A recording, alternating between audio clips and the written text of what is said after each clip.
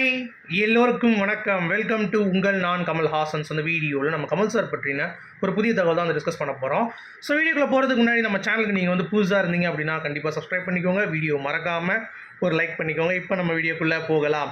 So இன்றைக்கி நம்ம பார்க்க போகிற முதல் டாப்பிக்கே வந்து ஜேர்னலிஸ்ட் நிறைய பேர் இன்றைக்கி வந்து கருத்து தெரிவிக்க ஆரம்பிச்சிட்டாங்க. ஸோ கமல் சார் வந்து ஏஐக்காக வெளிநாட்டிற்கு சும்மா வேறு லெவலில் அவருடைய பாயிண்ட் ஆஃப் வியூவில் ஏஐ படிச்சுட்டு நம்ம வந்து அதை கூட இம்ப்ளிமெண்டேஷன்ஸ் வந்து பண்ணணும். ஸோ KS 237 பண்ண போகிறாரு. ப்ளஸ் கல்கிலையும் வந்து நாக் அஸ்வின் சில ஐடியா கேட்டிருந்தார். ஸோ அதுக்கெல்லாம் வந்து இவர் கொடுக்க போகிறாரு அந்த டேரக்டருக்கு அப்படின்ற மாதிரிலாம் ஒரு செய்தி இருந்தது. ஆனால் உண்மையிலேயே கமல் சார் ஏஐ படிப்பதற்கு ஒரு மெயினான ஒரு காரணம் கிட்டத்தட்ட 45லேருந்து 60 நாட்களுக்குள்ளே இந்த ஏஐ கோர்ஸு. ஸோ இந்த ஏஐ கோர்ஸுக்கு வந்து பார்த்திங்கன்னா ஜேம்ஸ் கேமரோன் அவர்களும் வந்து வராராம் ஹாலிவுட்லேருந்து. அப்போ பார்த்துக்கோங்க எந்த அளவுக்கு வந்து இம்பேக்ட் இருக்கும் அப்படின்னு சொல்லிட்டு.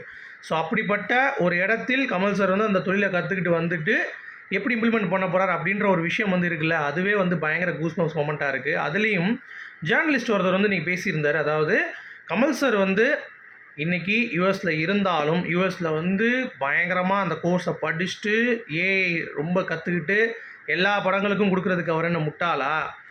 அது அவர் படமாக இருந்தாலும் டேரக்டர் வேறு. பட் இவர் நினச்சி எடுக்கக்கூடிய ஒரு படம் வந்து மருதநாயகம். அதுக்கு ரிவைவ் பண்ணுறதுக்கு தான் இந்த ஏஐ மூலமாக புதிய தொழில்நுட்பம் மூலமாக 200% மருதநாயகம் படத்தை கண்டிப்பாக எடுத்து விடுவார். மணிரத்னம் அவர்களுடைய உதவி கொஞ்சம் வந்து நாடுவார்.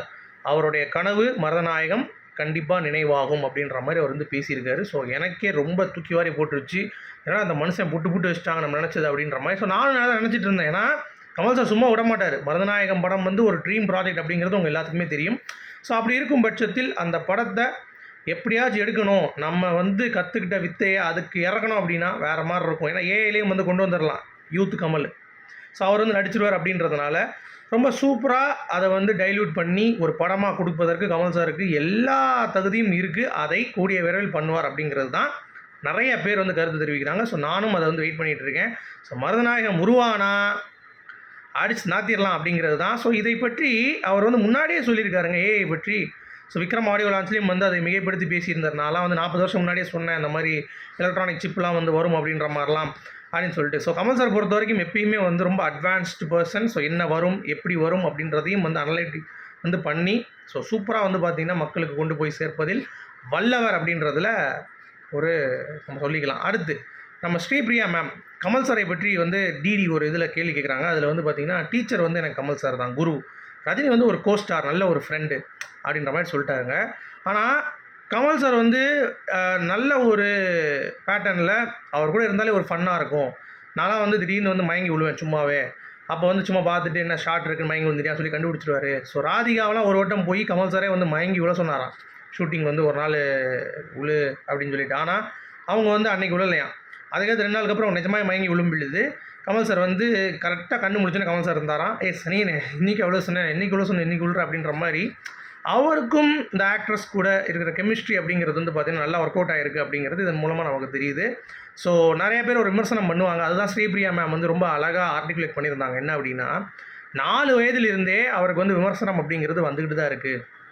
நடிகைகள்கிட்ட சிக்கிட்டார் அப்படின்னு சொல்லிட்டு விமர்சிக்கப்பட்டார். நடிக்கும் பொழுது விமர்சிக்கப்பட்டார். சரிங்களா? அது மட்டும் இல்லை, உலகத்தரம் தாண்டி நடிக்கும் பொழுது கூட இப்போ இந்தியன் 2லேயும் வந்து விமர்சனம் வந்து ஃபேஸ் பண்ணார்ல. என்னப்பா அது பண்ணியிருக்கார் சங்கர், என்ன நடிச்சிருக்கார் கமல்ன்ற மாதிரிலாம் விமர்சனம் ஃபேஸ் பண்ணாங்க. ஸோ அதெல்லாம் சொல்கிறாங்க அவங்க. ஸோ அதெல்லாம் வந்து அவர் வந்து ஃபேஸ் பண்ணியிருக்காரு விமர்சனம்லாம் வந்து.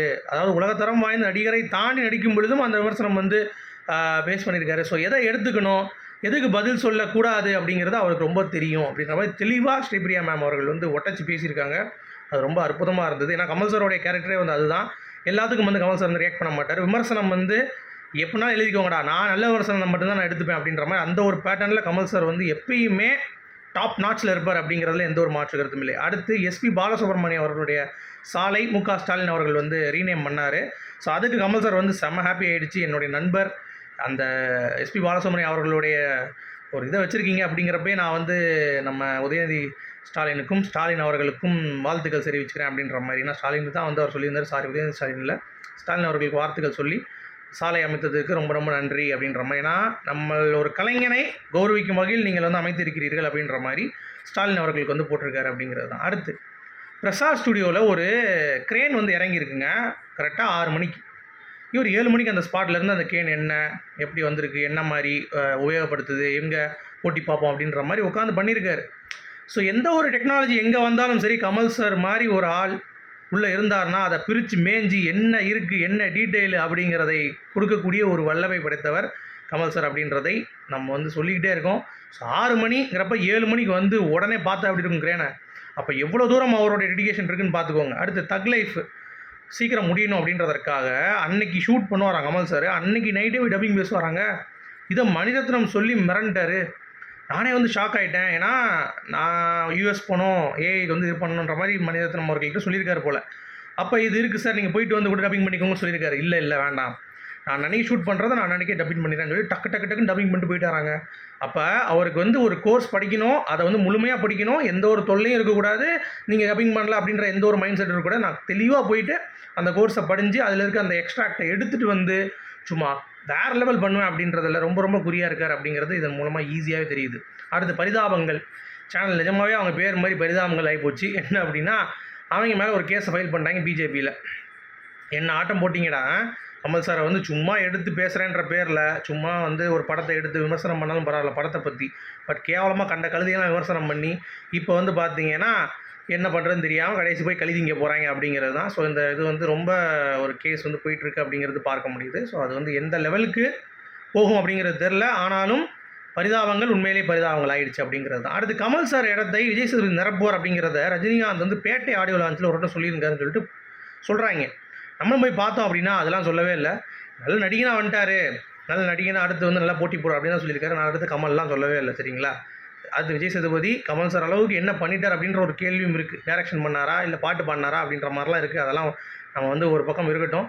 பிக் பாஸ் ஒன்று பண்ணியிருக்காருல, அதை எடுத்து ஒழுங்காக சக்ஸஸ்ஃபுல்லாக பண்ணட்டும், அதுக்கடுத்து நம்ம வந்து பேசிக்கலாம் அப்படிங்கிறது தான். அடுத்து கமல் சாரை பற்றி குஷ்பு அவர்கள் பேசும் பொழுது அவருடைய அண்டர்ஸ்டாண்டிங் லெவலும் கான்ஃபிடென்ட்டும் எனக்கு ரொம்ப பிடிக்கும். ப்ளஸ் கம்ஃபர்ட் லெவல், அவர் வந்து இப்போ எங்கள் கூட இருந்தால் அவ்வளோ தூரம் கம்ஃபர்ட்டாக வச்சுப்பார். ப்ளஸ் மைக்கேல் மதன காமராஜர் படம் இப்போ வந்து பார்த்தீங்கன்னா ரம்பம்பம் பாடலில் வந்து நிறைய ட்விஸ்ட் அண்ட் டேர்ன்ஸ் இருக்கும். கமர்ஷியல் இல்லைனா அந்த பாட்டை நான்லாம் பண்ணியிருக்கவே முடியாது. ஏன்னா நான் அப்படியே கீழே விழுவேன் நிறையா சீட்டில். அவர் கீழே விழாமல் என்னை வந்து ஹேண்டில் பண்ணி அவரும் டான்ஸில் ஃபோக்கஸ் பண்ணி அதை வந்து பயங்கரமாக ஆடிட்டுருப்பார். ஸோ அதெல்லாம் வந்து ரொம்ப பயங்கரமாக இருந்தது. யதார்த்தமாக ஃப்ரேமில் பார்க்கும்போது பயங்கரமாக வந்துச்சு. அது ரொம்ப ஹாப்பி. நமக்குள்ளே இருக்க திறமையை அவ்வளோ தூரம் வந்து பார்த்தீங்கன்னா எடுத்து கொண்டு வருவார் கமல் சார் அப்படின்ற மாதிரிலாம் அவங்க பேசியிருந்தாங்க. அது சூப்பராக இருந்தது. அடுத்து இந்த மெய்யழகன் படம் ரிலீஸ் ஆகிருக்குல்ல, கார்த்தி அரவிந்த் சாமி, அது வந்து இந்த மாதவன் கமல் சார் நடித்த அன்பே சிவம் படத்துடைய சாயல் இருக்குதுன்னு சொல்லிட்டு எல்லா கருத்து சொல்கிறவங்களும் வந்து விமர்சிக்கிறாங்க. நான் என்ன படம் பார்க்கல ஃப்ராங்காக, நான் படம் பார்த்துட்டு அதை நான் வந்து சொல்கிறேன். பட் நிறையா சீன்ஸ் வந்து பார்த்தீங்கன்னா கமல் சார் ரிலேட்டடாக அந்த சீக்வன்ஸ் ரிலேட்டடாக யோசிச்சிருக்காரு. ஏன்னா பிரேம்குமார் அப்படின்றவர் கமல் சாருடைய ஃபேன் அப்படின்றதுனால சில விஷயங்கள் இருக்கும் அப்படிங்கிறது தான். ஸோ வெயிட் பண்ணி பார்க்கலாம். அடுத்து மஞ்சு வாரியர் இப்போ அந்த ஜெயிலரா இப்போ என்ன படம் வேட்டையன், அந்த படத்துக்கு வந்து பேட்டிக்கு வரும் பொழுது என்ன ஒரு பாட்டு பாடுங்க அப்படின்னு சொல்லியிருக்காங்க. உடனே தென்பாண்டி சீமையிலேன்னு பாட்டாங்க. என்னப்பா இது ரஜினிக்கு வந்து சோதனை அப்படின்ற மாதிரி ஆயிடுச்சு. சூப்பரான பதிலடி அப்படிங்கிறது தான். அடுத்து வடைப்பேச்சு, காமராஜர் அரங்கத்தில் வந்து 2 ஃபங்க்ஷன் நடத்திட்டாங்க அப்படின்ற மாதிரி ஒரு குண்டை தூக்கி போட்டாங்க. உடனே வலைப்பேச்சுக்கு எல்லாம் சேர்ந்து போட்டு, அது காமராஜர் இல்லைடா, காது கேட்காங்களா, கலைவாணர் அரங்கம்டாது, ஒழுங்காக பாருங்கடா, நீங்களாம் என்னடா நியூஸ் பண்ணிக்கிறீங்க, சேனல் சேர்க்குறீங்க, நியூஸ் வந்து அப்படியே படித்து கிழிச்சு அறுத்து தள்ளுற மாதிரி வந்து பார்த்தீங்கன்னா பண்ணிகிட்ருக்கீங்கன்ற கழுவி ஊற்றுறாங்க. ஸோ வலைப்பேச்சு பகிரங்க மன்னிப்பு வந்து கேட்க வேண்டும் அப்படின்னு சொல்லிட்டு இந்த வீடியோ நான் முடிக்கிறேன். உங்களுடைய கருத்துக்கள் சொல்லுங்கள். மீண்டும் சந்திப்போம். Good bye.